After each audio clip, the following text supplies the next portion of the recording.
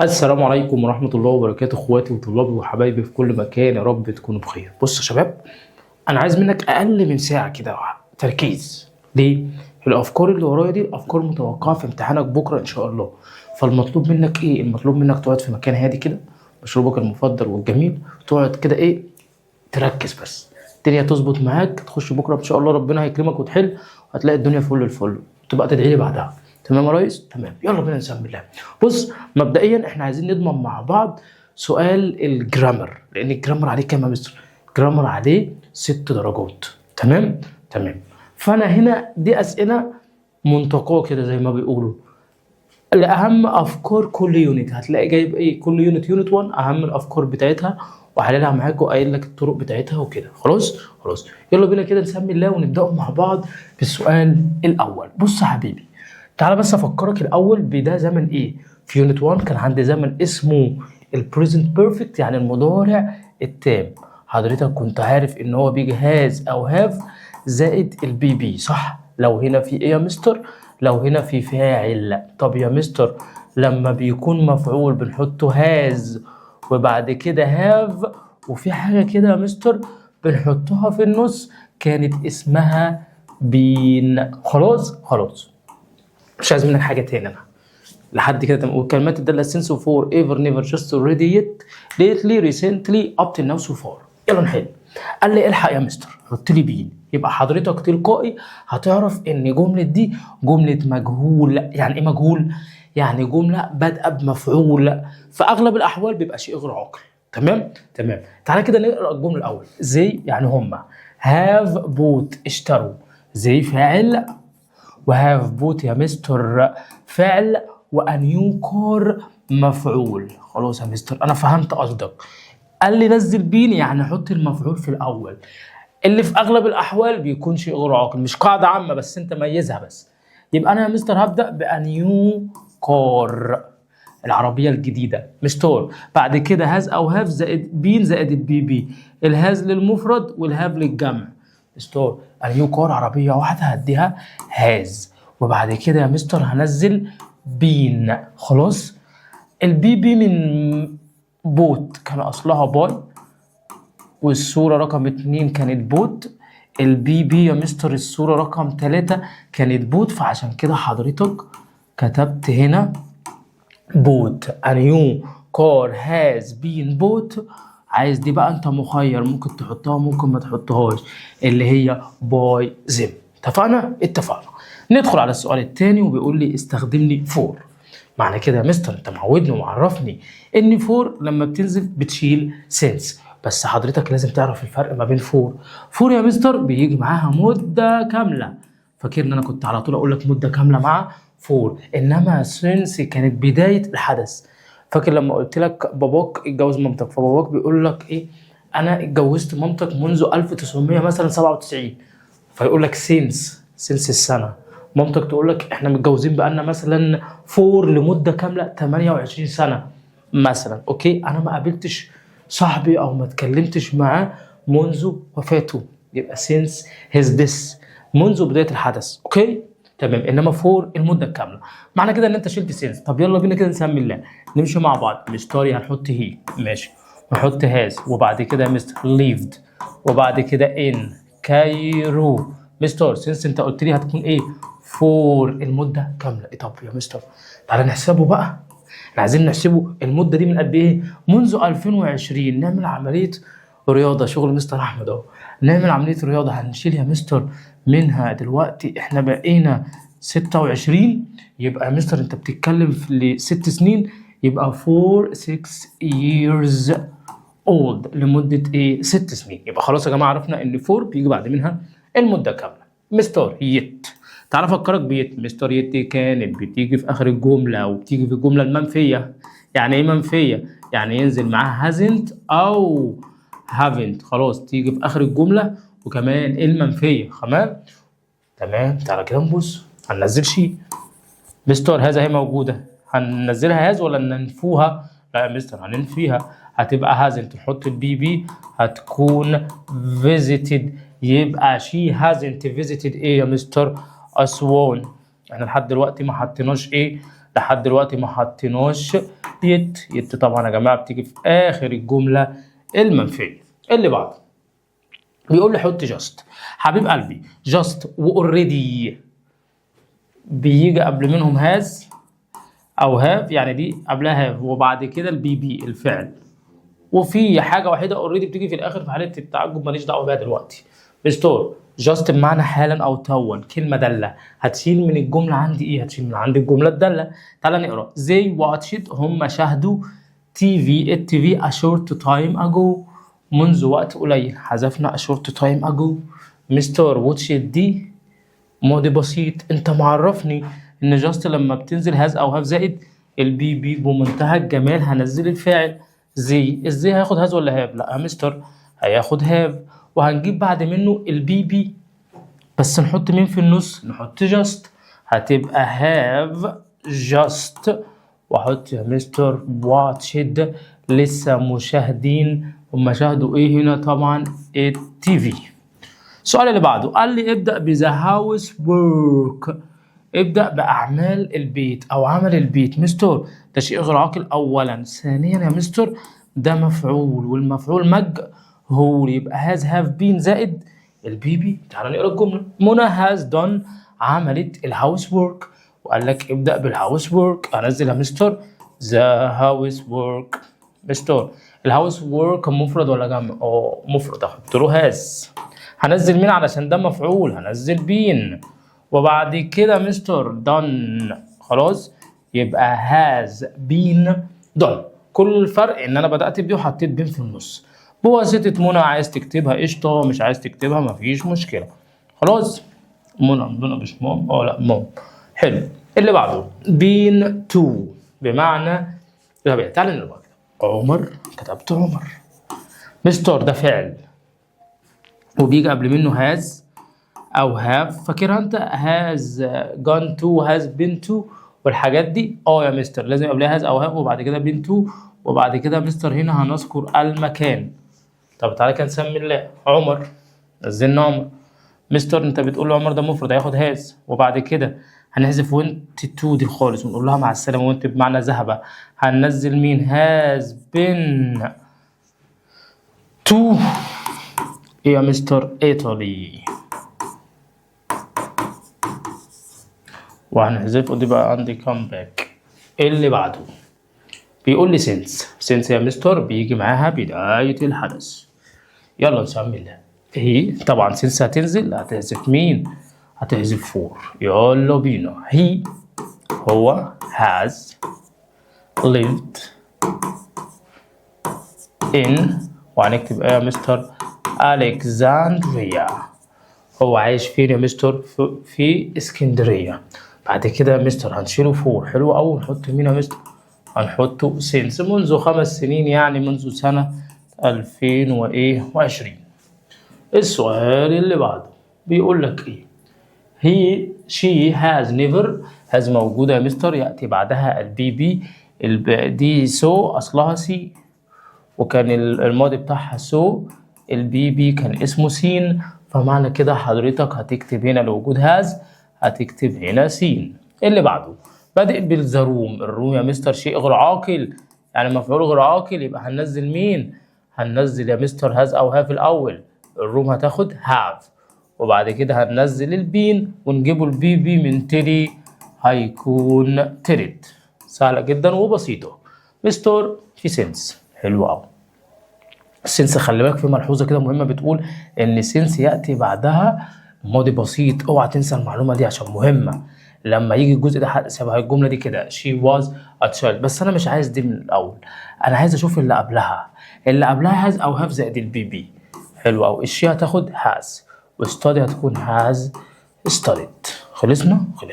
يبقى احنا كده خلصنا من مراجعة اليونت الاولاني كجرامر. يلا بينا كده ندخلوا على مراجعة اليونت الثاني الخاص بقاعدة اف. نكتب قاعدة اف الاول. اف والمستر قال لي جملتين وكنا على طول احنا حافظينهم ومذاكرينهم.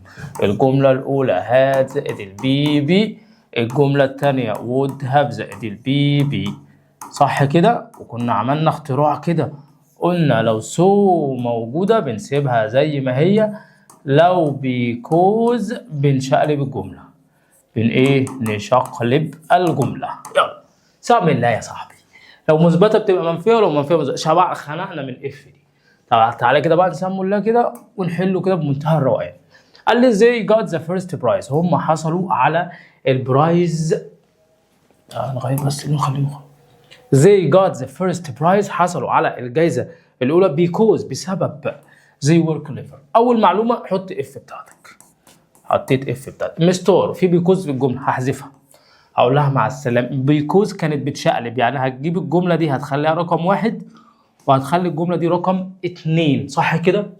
الجملة مثبتة ولا منفية؟ مستور الجملة مثبتة، معنى كده إن حضرتك لما هتنزل هادنت تحت دي هتبقى هادنت منفية. يلا بينا نبدأ بالجملة ده اللي هي زي وير كليفر. هننزل اف زي، حلو خالص.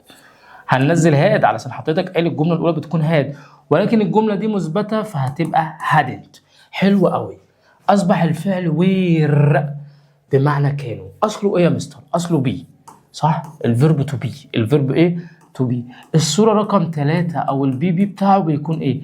بيكون بين. علشان كده حضرتك البي بي بتاع ام او از او ار او وز او وير اللي موجوده هتكون بين، فهتبقى الاجابه هادنت بين كليفر. انا كده خلصت من الجمله دي خالص، مع السلامه.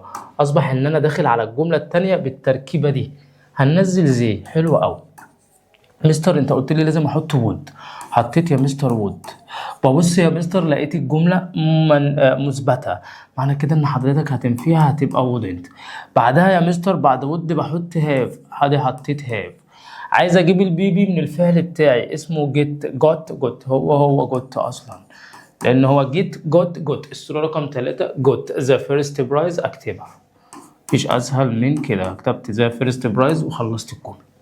ننزل على الجمله رقم 2. قال لي اف she didn't arrive early، هي ما وصلتش مبكرا.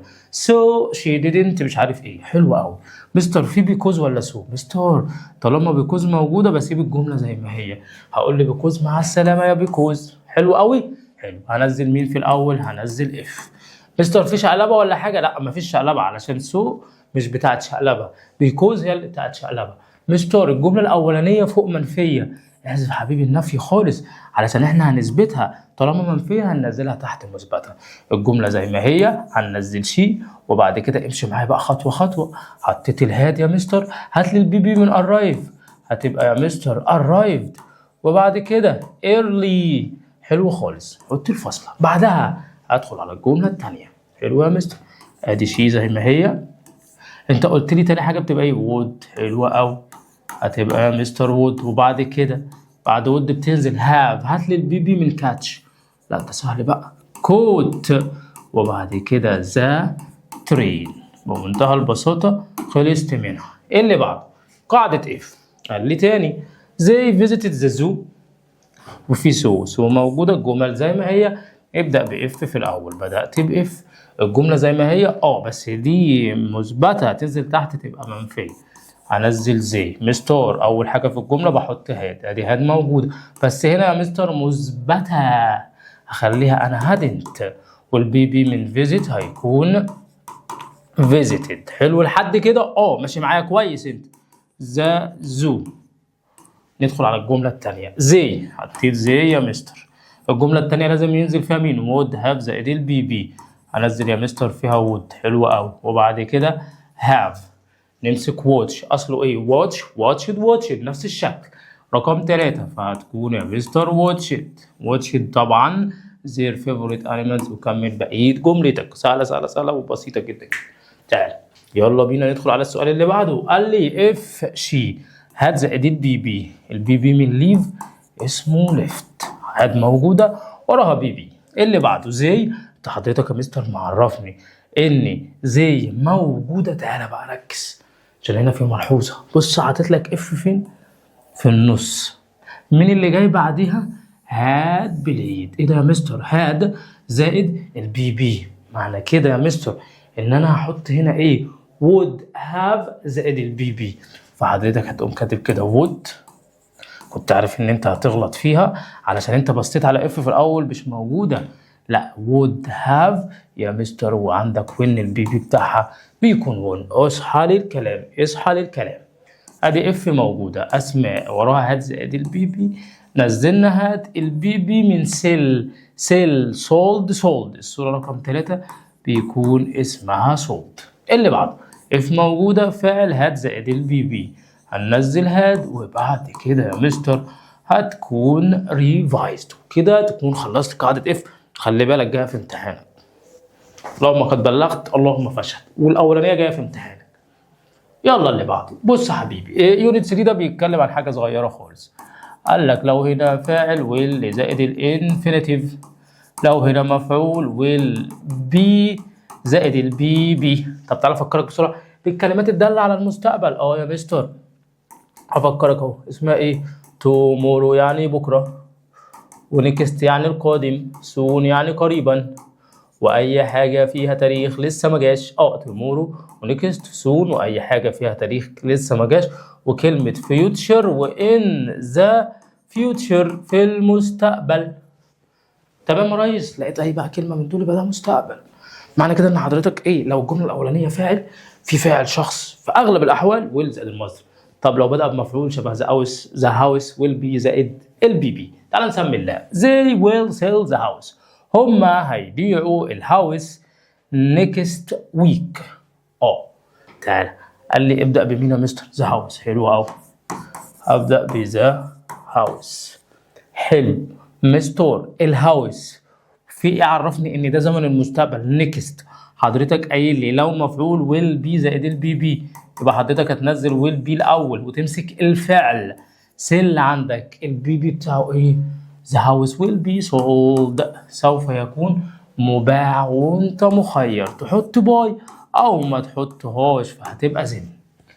اول ما اشوف بي يبقى بي بتاعت المجهول ويل بي زائد البي بي، يعني حضرتك هتبدأ بالمفعول الاول وهتحط ويل بعد كده بعدها البي بي. تعال نشوفه.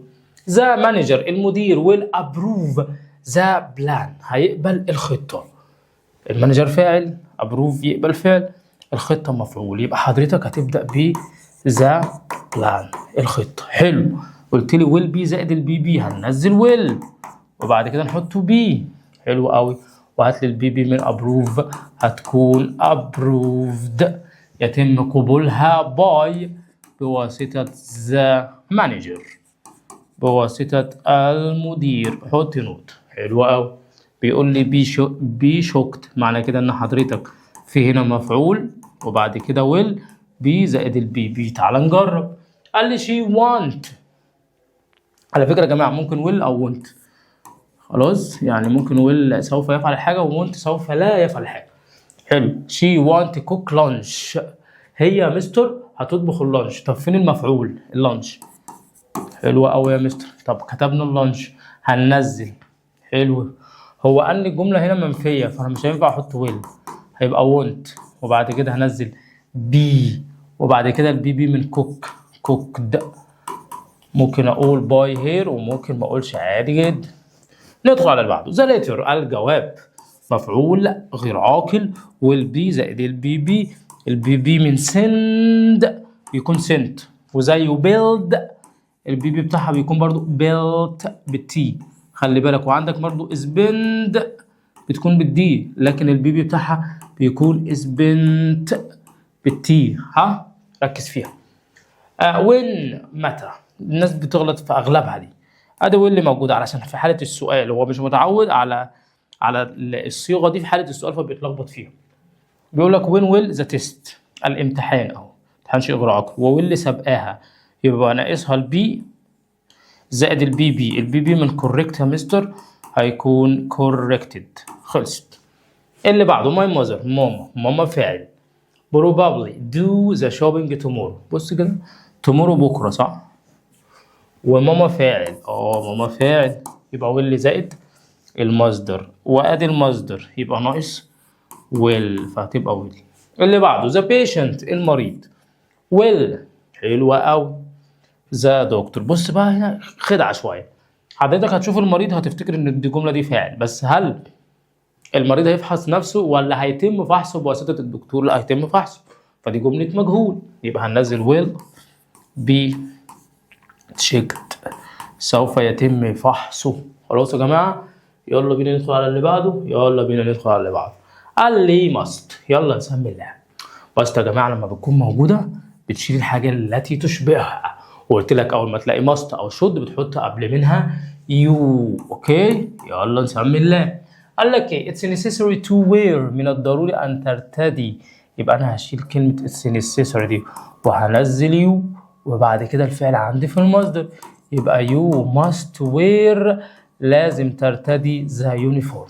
اللي بعده الذو بالرغم من بتفيد التناقض، الجملة الأولى بتكون عكس الجملة التانية. بالرغم من إنه غني مش سعيد، بالرغم من إنه تخين قوي بيجري بسرعة، ففي إيه يا مستر؟ في تناقض. تعالى كده نشوف even though، بالرغم من it was cold، واسمها جملة تناقض، بالرغم من إنها كانت برد، عمنا في السي، يبقى احنا كل اللي هنعمله إن هنشيل even though ونحط التي تساويها هنا، حاطط لي إيه؟ also. خلاص اللي بعده can't بمعنى لا يستطيع. he is too young، هو صغير جدا to walk alone، إنه يمشي لوحده، معنى كده إن هو ما يقدرش can't walk alone، ما يقدرش يمشي لوحده، وكان وراها الفعل في الانفينيتيف.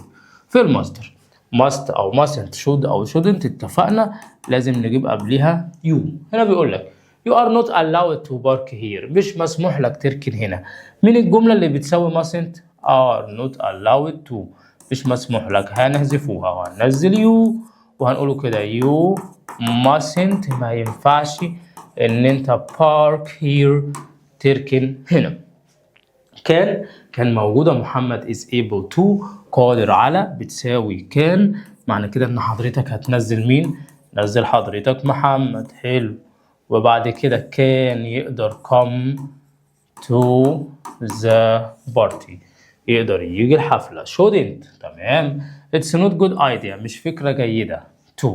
shouldn't بمعنى لا يجب، وهنا بيقول لك مش فكرة جيدة to argue، إنك تجادل. اتفقنا should أو shouldn't must و mustn't لازم نحط في الأول إيه؟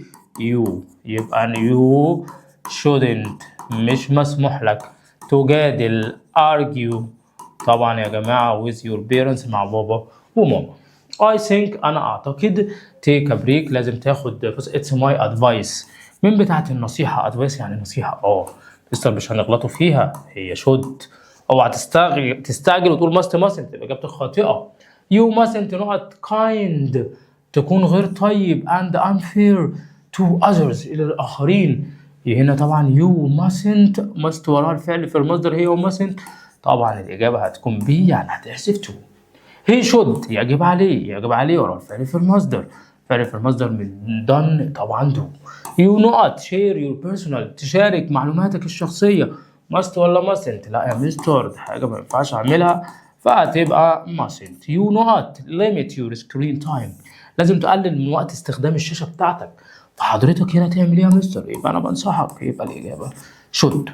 he was tired، بالرغم من إن هو tired he finished his homework، هو أنهى الهوم ورك بتاعه. لسه كاتبينها فوق، بمعنى إيه يا مستر؟ although بمعنى بالرغم من ELTHOUGH. أوكي عشان الناس اللي مش عارفاها. هنا طبعا في الريرايت بتاع يونت 5 ده سهل جدا، بيقول لك I advise you not to spend much time in the screen، أنا بنصحك ما تقضيش وقت كبير على الشاشة.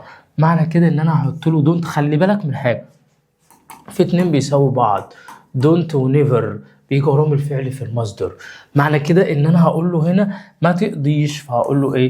don't spend، لا تقضي much time، وكمل بقية جملتك عادي on the screen. finally بمعنى اخيرا، finally بمعنى ايه؟ اخيرا. حلو. the last step اخر step is to turn off the light، انك تطفي الانوار.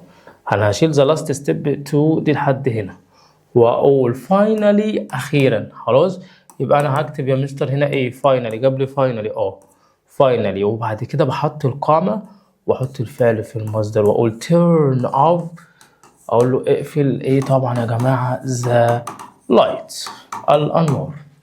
don't بمعنى لا تفعل بتساوي never. الله جاب never اهو، هقول never مع السلامة واحط بس انا don't. be الفعل في المصدر كون be yourself مثلا. مستر بي دي بستخدمها في الأول صح بتساوي should، يعني يا سيدي you should أوكي، وكده كده بي موجودة بس capital letter، فأنا بقول خليك أو كون بي، وأكتب الصفة بتاعتي زي ما هي be polite to them. خلصت. اللي بعدها always دائما بتساوي الفعل في المصدر إن أنا أعمل الحاجة. You should always work hard. أنا بنصحك على طول إنك work hard أو to work to apply، يبقى بنفس الاختصار هقول always على طول work to apply. بس كده يا جماعة بمنتهى البساطة. يعني هو هنا بينصحه بتساوي should. طبعا يا جماعة هنا بيقول لك لما ببدأ الجملة بتاعتي بيكون الفعل في المصدر، ما اسمهاش to ask اسمها ask، وخلي بالك لازم تبدأ بكابيتال لتر not be. ما تكونش خائف من انك تعمل اخطاء. اسمها not be ولا اسمها don't be؟ لا اسمها don't be.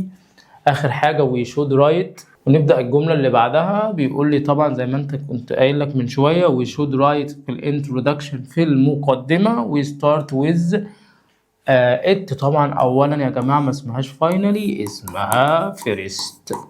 تمام يا جماعة؟ تمام. آخر جزء معايا هو أهم أفكار الوحدة الستة بتاعة الريبورتد سبيتش، السؤال المباشر والغير مباشر. تعالى كده أفكرك بكام حاجة. حضرتك عارف إن سيد لما كانت بتتحول كانت بتبقى سيد، حلو قوي. إنما سيد تو كانت بتكون اسمها إيه يا مستر؟ كانت بتكون اسمها تولد، صح كده؟ بعد كده كنت بحذف علامات التنصيص خالص وبربط يا مستر بذات. وكان في شوية تحولات جوه كده، مثلا yesterday the day before tomorrow the following day وناو كانت بتبقى زين، شوية حاجات كده أنا مفهمك فيها. وجوه لما كنت بلاقي واللي كانت بتبقى would، والأم والإز والآر كانت بتبقى was ووير، وكان وكود وشال ويشود والحاجات اللطيفة دي. خلاص. أنا عايز بس أقول لك على نوتس صغننة كده كنا احنا قلناها، إن لو ساعات كده ما بتتحولش، يعني ما بتكونش ماضي. لما بلاقي سيز فعل القول ده اسمه اللي في الاول ده يا جماعه اسمه فعل القول، وجواب القول، يعني فعل القول وجواب القول. فلما هلاقيها سيز او هلاقيها سي او هلاقيها تل او هلاقيها تلز، اللي جوه ده ما بيتحولش. ده كان استخدام من ضمن الاستخدامات. طب الاستخدامات التاني لما كانت بتعبر عن حقائق، خلاص لما اقول لك الشمس مثلا بتشرق من الشرق، فدي حقيقة ما كنتش بحولها جوه ما بين الأقواس، كانت بتفضل زي ما هي مضارع. لما كنا بنلاقوا في الجزء الأولاني اللي هو من هنا ده كلمة a moment، يعني من لحظة وجاست a moment وكده. لما كنا بنلاقي just و a moment ago، لما كنا بنلاقي الكلمات دي يا جماعة ما كانتش بتتحول. قلت بس أفكرك بالفكرة دي. خلاص يلا نسمي الله ونبدأ مع بعضنا. دي طبعا الجملة هتتحول، بيقول لي فيها ذات، فحضرتك عارف الاجابه بتاعتك هتكون ايه. اول حاجه مستر هنحطه هي، حلو قوي. السيد يا مستر انت قلت لي سيد بتبقى سيد، حلو قوي قوي، يبقى هي سيد. هنشيله يا مستر علامات الاقواس، حلو خالص. وهنربط بمين يا مستر؟ انت قلت لي بنربطه بذات، يلا بينا نربطه بايه؟ بذات. هنحطه ايه؟ هي سيد ذات، هو قال ذات ان علي، حلو قوي. الهاز هنجيب منها الماضي هتكون هاد، وبعد كده هنحط مندد عادي ذا كور. خلصت؟ خلص. وير جوينج. يلا نسمي الله. ماي فريند سيد، صاحبي بيقول، يبقى هنزل ماي فريند صاحبي. سيد بتفضل ايوه زي ما هي سيد. هحذف الاقواس، هحذف الاقواس واربط بذات، واربط بذات. ماي فريند سيد ذات، قال ان احنا، طب تعالى كده نجيبوا الار هتبقى وير، ونكمل عادي going to the park، ان احنا هنروح البارك. يا مستر وصلنا to the park. today كان فكرني بيها كده، كان لها تحويله. today كانت بتبقى that day، فاحنا هنخليها that ايه day. تمام. تعالى بس ايه اكتبها لك في جزء صغير كده التحويلات بسرعه. بص حبيبي، كان عندك yesterday لما كنا بنحولها نكتب لون مختلف اهو، كانت بتكون ايه؟ yesterday كانت بتكون the day before، اظن انت مش شايفها صح كده. وتومورو افكرك برضو بيها تاني. yesterday كانت بتبقى the day before، وتومورو كانت بتبقى the following day، وناو كانت بتبقى then. اوكي، وتوداي كانت بتبقى ذات داي. برغم لك في السريع كده بايه ببص عليهم. طبعا السؤال اللي بعده بيقول لي I played football yesterday سيد عمر. معنى كده ان عمر هو اللي قال، يبقى يا جماعه عمر سيد قال. مستور بعد سيد انت حضرتك قلت بنحذف الاقواس صح؟ وبنربط بايه؟ بنربط بذات. يبقى عمر سيد ذات. يلا نمسك الجمله اللي جوه. عمر سيد اي بلاي، الضمير اللي عائد على عمر اي ولا هي؟ لا هي، يبقى يا مستر هي. يبقى عمر سيد ذات هي. بليد لما كانت بتتحول، الماضي البسيط لما كان بيتحول كان بيكون هاد زائد البي بي، يبقى هننزل هاد وبعد كده بلاي هتبقى بلايد. يسترداي يا جماعه لسه قايلها من شويه، يسترداي كانت بتكون ذا داي بيفور. خلصت. اللي بعده اخر جزء معايا، سم الله. علي نقط ذات قال انه مش عارف ايه. طبعا انت حضرتك عرفت ان سي هتكون سيد ومنتهى البساطه. ماي فازر سيد ذات قال هتجيبوا الماضي يا جماعه، بدات ماضي هتقفل ماضي، كان هتبقى كود. خلصت. ادم نقط ات واز. ادم قال ات واز برضو نفس الفكره، قال على كلام تاني يبقى سي هتكون برضو يا مستر سيد. انما لما يبقى فيه فاعل ويبقى فيه مفعول شبه هنا بتنزل مين حبيبتنا؟ تنزل حبيبتنا told. دي اهم افكار الجرامر بتاعك بشكل كده بسيط جدا، راجعه علشان مهم جدا وهيجي منه في الامتحان بكره.